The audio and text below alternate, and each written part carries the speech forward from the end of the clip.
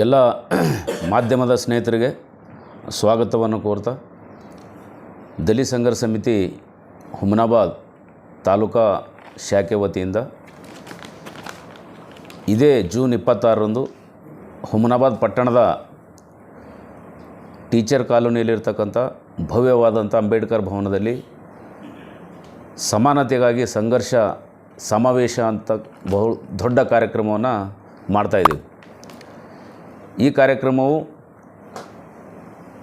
ಸಮಾಜದ ಪರಿವರ್ತನೆಗಾಗಿ, ಸಮಾಜದ ಬದಲಾವಣೆಗಾಗಿ ಇಡೀ ತಮ್ಮ ಜೀವಮಾನವನ್ನೇ ಮುಡುಪಿಟ್ಟಂಥ ಮಹಾಪುರುಷರ 3 ಮಹಾಪುರುಷರ ಜನ್ಮದಿನ ಮತ್ತು ಒಬ್ಬರು ಪರಿನಿಬ್ಬಾಣ ದಿನ ಕಾರ್ಯಕ್ರಮ ಈ ಜೂನ್ ತಿಂಗಳಲ್ಲೇ ಬರ್ತಾಯಿದೆ. ಹಾಗಾಗಿ ಜೂನ್ 26 ಇದು ರಾಜಶ್ರೀ ಛತ್ರಪತಿ ಶಾಹು ಮಹಾರಾಜ್ ರವರ 150ನೇ ಜನ್ಮದಿನ ಇದೆ. ಕೊಲ್ಲಾಪುರ ಮಹಾರಾಜರಿದ್ದಿರೋರು, ಶಿವಾಜಿ ವಂಶಸ್ಥರು.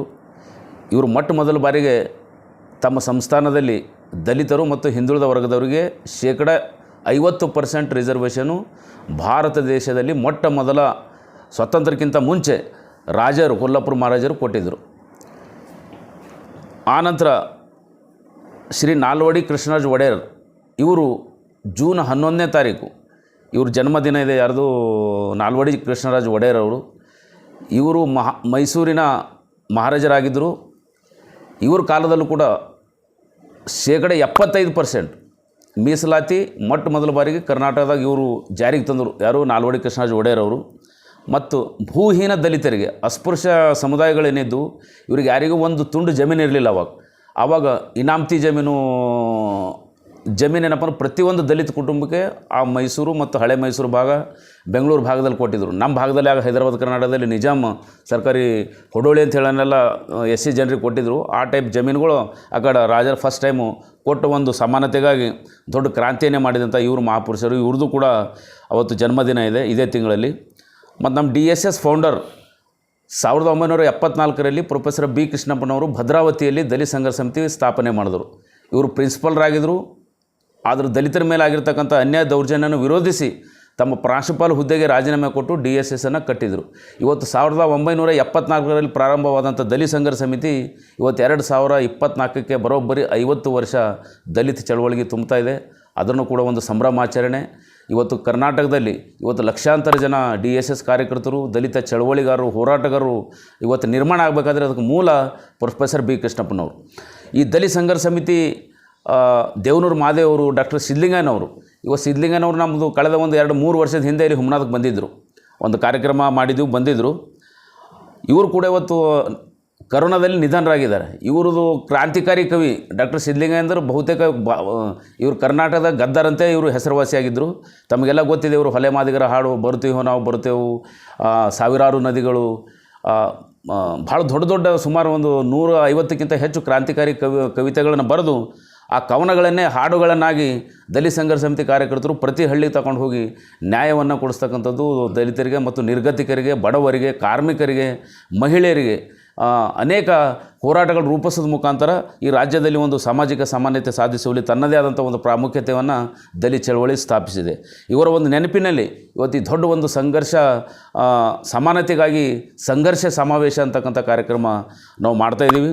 ಈ ಕಾರ್ಯಕ್ರಮ ಪ್ರೊಫೆಸರ್ B ಕೃಷ್ಣಪ್ಪನವರ ಧರ್ಮಪತ್ನಿಯಾದಂಥ ಶ್ರೀಮತಿ ಇಂದಿರಾ ಕೃಷ್ಣಪ್ಪನವರು, ಪ್ರೊಫೆಸರ್ B ಕೃಷ್ಣಪ್ಪ ಟ್ರಸ್ಟಿನ ಏನು ಮುಖ್ಯಸ್ಥರು ಇದ್ದಾರೆ, ಇವರು ಕಾರ್ಯಕ್ರಮವನ್ನು ಉದ್ಘಾಟನೆ ಮಾಡ್ತಾಯಿದ್ದಾರೆ. ಮುಖ್ಯ ಅತಿಥಿಗಳಾಗಿ ಶ್ರೀ ರಾಜಶೇಖರ್ ಪಾಟೀಲ್ ಅವರು, ಡಾಕ್ಟರ್ ಚಂದ್ರಶೇಖರ್ ಪಾಟೀಲ್ ಅವರು, ಭೀಮರಾವ್ ಪಾಟೀಲ್ ಅವರು ಮತ್ತು DSS ರಾಜ್ಯ ಪ್ರಧಾನ ಸಂಚಾಲಕರಾಗಿರ್ತಕ್ಕಂಥ ಮಾವಳಿ ಶಂಕರ್ ಅವರು ಭಾಗವಹಿಸ್ತಾ ಇದ್ದಾರೆ. ಅದೇ ರೀತಿ ನಮ್ಮ ನೂತನವಾಗಿ ಕರ್ನಾಟಕ ಜನಪದ ಅಕಾಡೆಮಿ ಅಧ್ಯಕ್ಷರಾಗಿರ್ತಕ್ಕಂಥ ನಮ್ಮ ಆತ್ಮೀಯ ಗೊಲ್ಲಳ್ಳಿ ಶಿವಪ್ರಸಾದ್ ಕವಿಗಳು, ಜನಕವಿಗಳು, ಇವರು ಕೂಡ ಭಾಗವಹಿಸ್ತಾ ಇದ್ದಾರೆ. ಮತ್ತು ನಮ್ಮ ಕಲಬುರಗಿ ಸೆಂಟ್ರಲ್ ಯೂನಿವರ್ಸಿಟಿಯ ಪ್ರೊಫೆಸರ್ ಆದ ಡಾಕ್ಟರ್ ಅಪ್ಪುಗೆರೆ ಸೋಮಶೇಖರ್ ಅವರು ಶಾಹು ಮಹಾರಾಜ್ ಮತ್ತು ನಾಲ್ವಡಿ ಕೃಷ್ಣರಾಜ ಒಡೆಯರ್ ಅವ್ರ ಬಗ್ಗೆ ಮಾತನಾಡೋಕ್ಕೆ ಬರ್ತಾಯಿದ್ದಾರೆ. ಅದೇ ರೀತಿ ಡಾಕ್ಟರ್ ಜಯದೇವಿ ಗಾಯಕ್ವಾಡ್ ಅವರು, ನಮ್ಮದು ಪ್ರೊಫೆಸರ್ ಮೇಡಮ್ ಇದ್ದಾರೆ, ಅವರು ಕೂಡ ಬರ್ತಾಯಿದ್ದಾರೆ. ಡಾಕ್ಟರ್ ಪ್ರಕಾಶ್ ಪಾಟೀಲ್ ಅವರು ಈ ಭಾಗದ ಮರಾಠ ಸಮಾಜದ ಮುಖಂಡರು, ಅವರು ಕೂಡ ಮಾಜಿ ಜಿಲ್ಲಾ ಪಂಚಾಯತ್ ಅವರು ಕೂಡ ಬರ್ತಾಯಿದ್ದಾರೆ.